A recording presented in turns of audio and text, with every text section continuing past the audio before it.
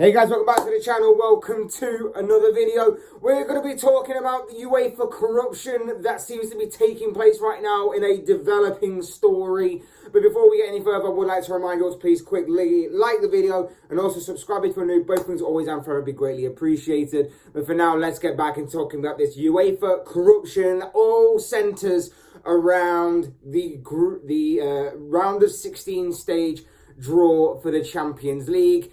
The Champions League group round of 16 stage draw, the knockout stages draw, was set to be drawn out this morning.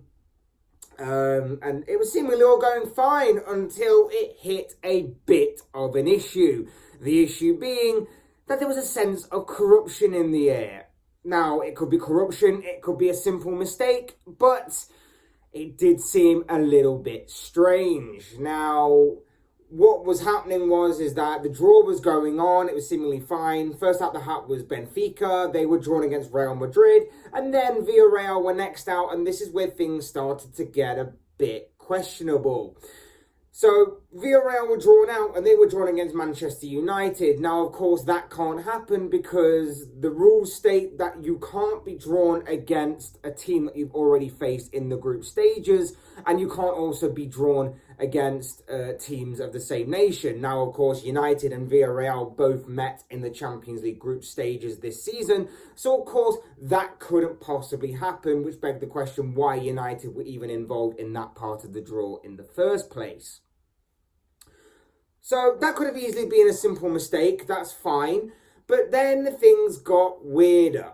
Next out of the hat was Atletico Madrid. Atletico Madrid could be drawn against everybody except Liverpool, to everybody that was obviously following the rules of that competition. However, Man United were not involved in that part of the draw. United were blanked out and so were Liverpool, but it seems that some people have suggested that Liverpool were involved in that part of the draw as their ball was into the bowl rather than a United ball. Things got a bit strange and that is where the controversy lies.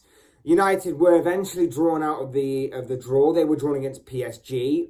A very tricky tie that would have been for United, of course. But United weren't happy. Weren't happy that obviously they got a very big test in the form of PSG, but also not happy in the sense that it felt like UEFA wanted this to happen. It felt like UEFA had been corrupt enough to get this together because there's so much narrative surrounding that tie. You think about the narrative that's going to be going into that game if that game were to go ahead. And yeah, let's face it still could happen. The redraw that's set to be taking place at 3 o'clock, 2 o'clock UK time, could still draw out the hat both PSG and United both together for the round of 16 stage. Of course it could. But there's so much narrative that could go into that game. You think of Pochettino going to Old Trafford, a manager who's been linked heavily with the full-time managerial appointment at that club before Ralph Rangnick took charge as interim manager, but then, of course, when Rangnick goes to executive position, Pochettino could be the guy to succeed him further. You think of the Lionel Messi versus Cristiano Ronaldo thing. That thing was set to be huge. And if you remember, before the group stage draw was taking place, Ronaldo going to Manchester City was obviously a big story within the world of football. And that was a seemingly genuine possibility of that happening. And of course, when you think about the group stages at the time, when that was drawn, Man City were drawn against PSG with the prospect of possibly having Ronaldo versus Messi in the Champions League group stages. Well, UEFA seemingly had their wish for so long because they obviously drew these two teams together and we're going to get Messi versus Ronaldo. So don't be too shocked if this draw gets out again. And if it does, then seriously questions need to be asked about the legitimacy of this draw again, if this is to come out again in the draw that's going to be taking place later. You've also got the likes of Di Maria facing his old club, Cavani on the other side facing his former club in the French club. There's lots of narrative going into this game. You've also got tons of quality as well. So really, this draw needed some real big sort of hook to this, because up until that point, you know, I'm not saying no game was easy, no game was interesting, but there was no real mouth-watering encounter. Yes, you had Bayern versus Atletico, but let's face it, that started off the corruption calls in the first place, the calls for corruption. So whilst that was a big game and interesting, Atletico have been quite underwhelming this season, and it is against the Bayern Munich side scoring goals at will in this tournament, the highest scorers in this competition. So you kind of expect Bayern that they would have got through on that game. So yeah, there was no real mouth-watering game until, of course, PSG and United's names were drawn out together, and it made it for very interesting reading. And of course, that's why everything has kicked off the way it has following the draw. Now, I've got a few issues. UEFA have obviously come out and said that the draw is going to be redone at 3 o'clock, 2 o'clock UK time, following a technical issue. But let's face it, if you were following your own rules, you should have made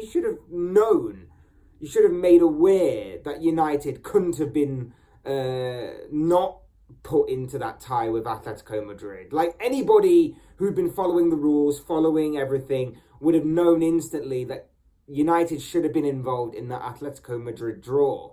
So it was a bit strange that no one picked up on it, at least on TV at the time, which kind of begs the question, was corruption or some sort of corruption involved in the making of this draw? And secondly, I thought this is why you do test runs, to stop this kind of thing from happening. Yeah, it was bizarre when United's name were drawn out of the hat for the Villarreal side of the draw. But, you know, mistakes can happen. That was just, I saw that as just a simple mistake at the time. But then it goes deeper and it develops further, and now you're starting to really question it as to why was this made? Why did this happen? And who was in charge of putting the draw together to make it the way it was? It's just baffling to me. Just baffling that a test run either wasn't done on this occasion or was done and things just spiraled out of control on live TV, or whatever the case was. It's just baffling to me. There's a few things don't make sense on that score. It was pretty crazy, pretty weird. But I want to get your guys' thoughts on this, because obviously this is big, this is huge. The officiating on this was just weird, to say the least. But to say that this draw has been done time and time again, year after year, and there's seemingly not been that many problems with it. This year, obviously, it raises a massive red flag, in my opinion, as to the legitimacy of these kind of draws. So, yeah, just really crazy story. I'd love to get your guys' thoughts on it. That wraps it up for this part of the video. I will be back later on today with a couple more videos. I've got a Premier League preview for this upcoming round of Premier League fixtures that are coming up, and I've also got covering the Champions League draw as well, my thoughts and opinions on it. But just want to get your guys' opinions and thoughts on this particular topic. I'd love to know your thoughts on UEFA, the draw, the original draw, the draw that's now been made void, of course. Leave your thoughts, comments, opinions, predictions, whatever you want to call it, down below in the comment section, as this is just the thoughts and opinions and whatever you want to call it of this guy. So let me know your thoughts and opinions down below in the comment section. Like the video if you enjoyed the video. Subscribe if you're new. Both things always and forever would be greatly appreciated, of course. And as always, thank you all so much for watching and listening. I've been Fletch. This has been another Fletch Talks video, and I will see and speak to you all again soon in another video.